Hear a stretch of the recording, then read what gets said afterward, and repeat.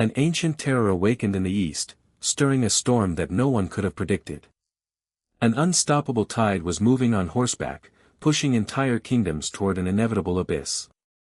The borders of the west began to crack as desperate refugees came knocking at the gates of Rome. But the real scourge did not march with swords alone. It was being fed by Roman gold. The great imperial wolf believed it could buy its own salvation, while blindly financing its own destruction. Soon, the shadows would reach the capital of the world. But Rome's end would not come suddenly. The Roman Empire did not fall overnight. There was no single day when someone simply turned off the lights, and it was all over. It was a slow process. A painful process. And there is one man who appears at the center of that process again and again. Attila. The man the Romans called the Scourge of God. And they did not call him that for poetic reasons. They called him that because they literally had no idea how to explain what he was capable of. In this video, you are going to understand exactly how Attila and the Huns destabilized Rome, from both inside and outside. Why did the empire never recover from that blow? And there is something almost nobody talks about. How Rome itself opened the door to its own destruction. So let's start at the beginning. Because the story of the Huns does not begin with Attila. It begins decades earlier. In the steppes of Central Asia. There, a people were emerging whom neighboring civilizations described almost like creatures from another world. The Huns were not like the Germans. They were not like the Goths. They were not like any enemy Rome had ever faced before. They were pure nomads. They did not build cities. They did not cultivate farmland. They had no temples. No palaces. No permanent structures. They lived on horseback. Literally. And that is not a literary exaggeration. Children learned to ride before they could properly walk. They slept on their horses during long marches. They ate while riding. Some sources from the time claim they almost seemed fused with their animals. It was difficult to see them separated from their horses. Because they rarely were. That gave them a tactical advantage that Roman armies took far too long to understand. Roman infantry had dominated Europe and the Mediterranean for centuries. It was designed to meet another army head-on. To stand its ground. To endure. But the Huns did not fight that way. They arrived at incredible speed. They unleashed a storm of arrows from moving horses. And before the enemy could reorganize, they were already gone. Then they came back. And disappeared again. They could repeat this for hours. Wearing down the enemy without getting close enough to suffer serious losses. And when the enemy was exhausted, that was when they charged. It was a completely different way of warfare. And it was devastatingly effective. Now, there is something very few people know about the origins of the chaos the Huns caused in Europe. They did not arrive specifically looking for Rome. They were moving under pressure. Or, more accurately, they were pushing westward in search of new territory and grazing lands. And as they advanced, they crushed the peoples who stood in their way. The first to feel the impact were the Alans. On the steppes north of the Caucasus. The Alans were expert horsemen. Hard warriors. But the Huns shattered them. Those who survived fled west. Then came the Ostrogoths. The Goths of the east. The result was the same. The Huns swept them aside. And the surviving Ostrogoths fled west as well. And behind them came the Visigoths. The Goths of the west. Suddenly, the Visigoths found themselves trapped between two forces. The Huns pressing from one side. And the Roman Empire on the other. The Visigoths made a decision that would change history. They asked the Roman Empire for permission to cross the Danube. And settle inside Roman territory. And here is one of those moments that seems small at the time. But has enormous consequences. Rome said yes. The year was 376. Emperor Valens authorized their crossing. The Visigoths crossed the Danube in enormous numbers. No one knows the exact figure, but estimates suggest somewhere between 150,000 and 200,000 people, including warriors, women, elderly people, and children. Rome welcomed them, but treated them like second-class refugees.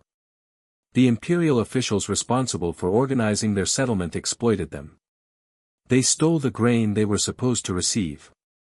They left them starving.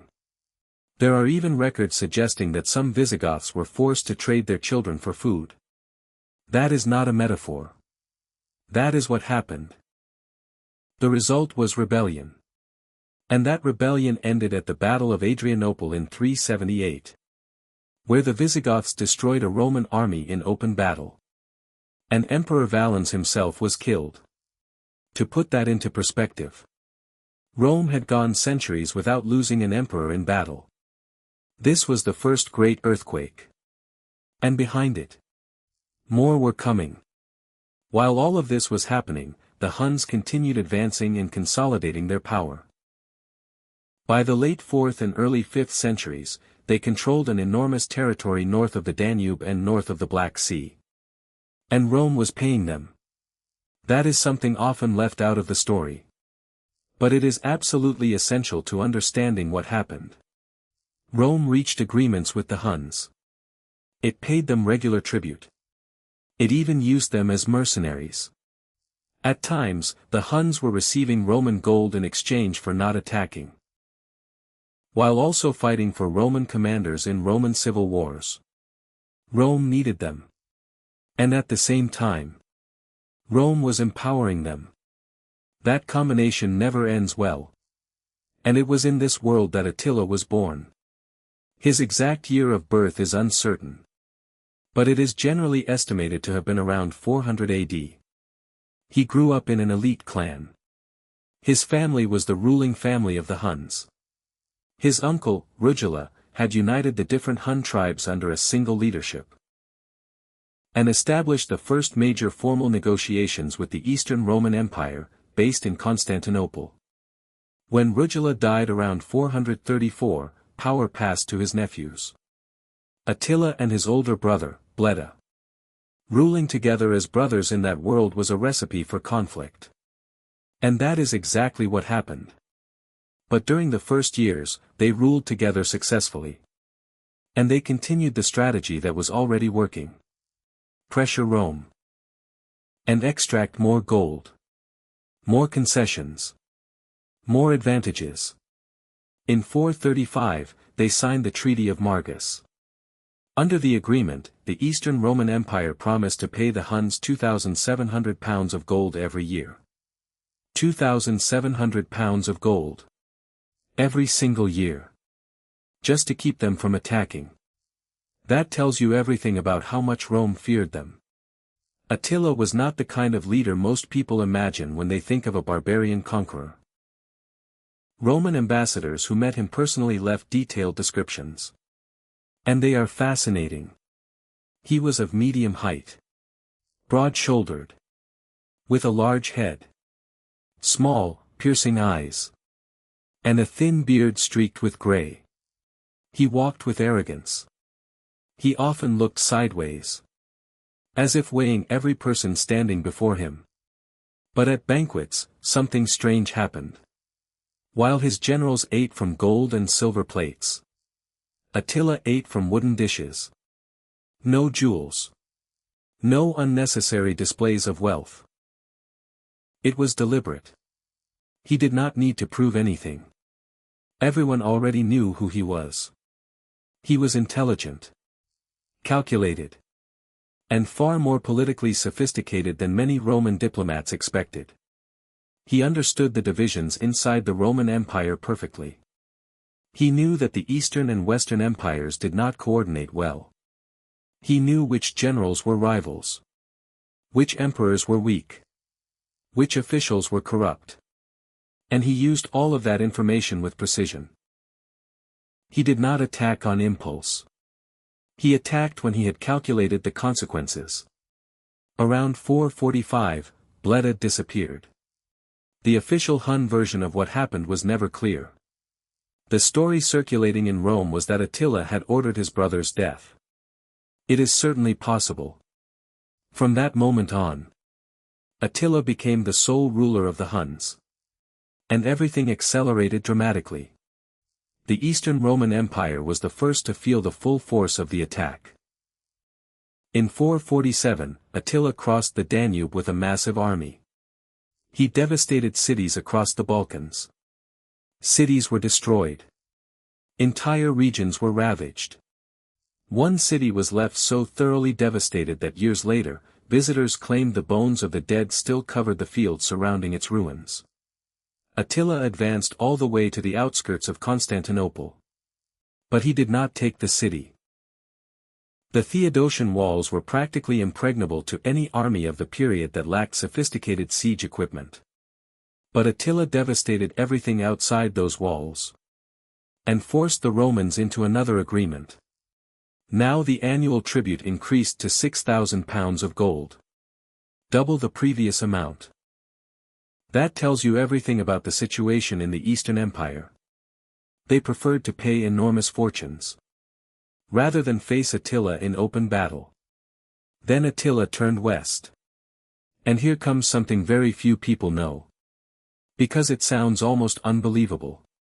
One of the reasons Attila invaded Gaul, the territory that is now France, was a letter he received from a Roman princess. Her name was Honoria. She was the sister of the Western Roman Emperor, Valentinian III. Her family had arranged a marriage for her with a senator. A man who would keep her under control and far away from political power. She did not want that marriage. And in an act of desperation, or absolute audacity, depending on how you look at it, she secretly sent a message to Attila. With her ring included. She asked him to rescue her. Some historians interpret this as a direct marriage proposal. Attila certainly interpreted it that way. He responded by demanding Honoria as his wife, and half of the Western Roman Empire as her dowry. Valentinian discovered what had happened. He imprisoned his sister, and rejected Attila's demand. Attila used the incident as justification to invade Gaul in 451. The excuse was absurd. Everyone knew it. But excuses do not need to be logical. They only need to exist. What happened in Gaul became one of the most devastating military campaigns Europe had ever seen. City after city fell, or was abandoned before the Huns arrived. People simply fled in terror. Metz was destroyed. Other cities came under attack. The advance seemed unstoppable. But then something happened that Attila had not fully anticipated. The Roman general Aetius organized a coalition. And in the year 451, that was extraordinarily difficult. Because it meant bringing together Romans and Visigoths who had spent decades fighting each other. Aetius convinced the Visigoths that the Hun threat was greater than their internal rivalries. And that coalition finally faced Attila. On the Catalaunian Plains. Somewhere in what is now northeastern France. The Battle of the Catalaunian Plains in 451 was one of the largest and bloodiest battles of the ancient world. There is no precise number for the casualties. Ancient sources claimed hundreds of thousands died in a single day. The Visigothic king, Theodoric, was killed in battle. The battle ended without either side being completely destroyed. But Attila could not advance any farther. He withdrew east. For centuries, the battle was presented as the great victory that saved Western Europe. And in some sense, it was. But Attila was not defeated. The following year, 452, he invaded Italy. The logic of the invasion was different. But the consequences were just as devastating. Aquileia, one of the most important cities in northeastern Italy, was destroyed so completely that it almost disappeared from the map. Milan was occupied. Attila reached northern Italy without encountering serious military resistance.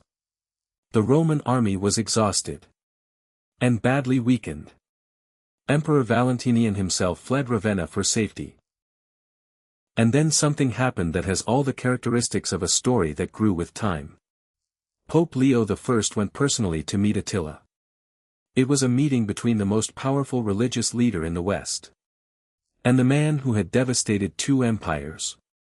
We do not know exactly what was said. The later Christian version claimed that Leo appeared accompanied by visions of St. Peter and St. Paul, both carrying flaming swords, and that the sight terrified Attila. The more practical explanation is different. There were negotiations. Political negotiations. Rome would pay a massive tribute, and Attila would withdraw his troops from Italy. The agreement made sense for both sides. The Hun army was already suffering from disease and serious supply problems in northern Italy. So Attila withdrew. He never crossed the Alps again. In 453, Attila died. The Vandals sailed directly to Rome, and they sacked the city for 14 days. Without facing serious military resistance, Rome could no longer defend its own capital. And here is the part of this entire story that I find most revealing. Rome did not fall simply because Attila attacked it. Rome fell because for decades it had been paying for its own destruction. Rome used the Huns as mercenaries in its internal civil wars. It negotiated with them when it should have been containing them. It allowed them to grow in power and organization, while the Roman army itself became increasingly dependent on soldiers from the very peoples who would eventually become Rome's enemies. The general Aetius, the same man who defeated Attila at the Catalaunian Plains, had spent part of his youth among the Huns. He understood their way of fighting better than almost anyone. He had even used Huns to win Rome's own internal wars. The Romans called him the last Roman, and Valentinian. The Emperor Aetius had ordered him killed in 454. With his own hands. In the middle of the imperial court, Rome eliminated the one man who understood how to confront what was coming. 1 year later, the Vandals were sacking the city. Then came 476. The date history books traditionally use as the end of the Western Roman Empire. That was the year the military commander Odoacer deposed the last Western emperor, a child named Romulus Augustulus. But 476 was not a sudden collapse. It was the final point of a process that had begun decades earlier, when the Huns set a massive migration in motion. A migration Rome could never fully absorb, and never fully control. Attila did not directly destroy Rome through his military campaigns. Instead, Attila destabilized the entire system that had kept the empire standing. Every people that fled from the Huns entered Roman territory. Every time Rome paid the Huns in gold to go away, that gold helped finance more armies, more campaigns, more pressure. And every time Rome relied on foreign troops instead of building a cohesive Roman army, it lost a little more of its ability to respond. What I find most brutal about this story, and I mean this seriously, is that Rome knew what was happening. The intellectuals of the time wrote about it. There were people inside the empire who could see the process clearly. They warned about it. It was not a mystery. It was a slow suicide, committed with full awareness of what was happening. But the real solutions were politically difficult, and nobody wanted to pay the price. Attila was not simply a conqueror. He was a catalyst. He accelerated a collapse that was already underway. And that makes his story even more fascinating than the simple image of a barbarian destroying civilizations.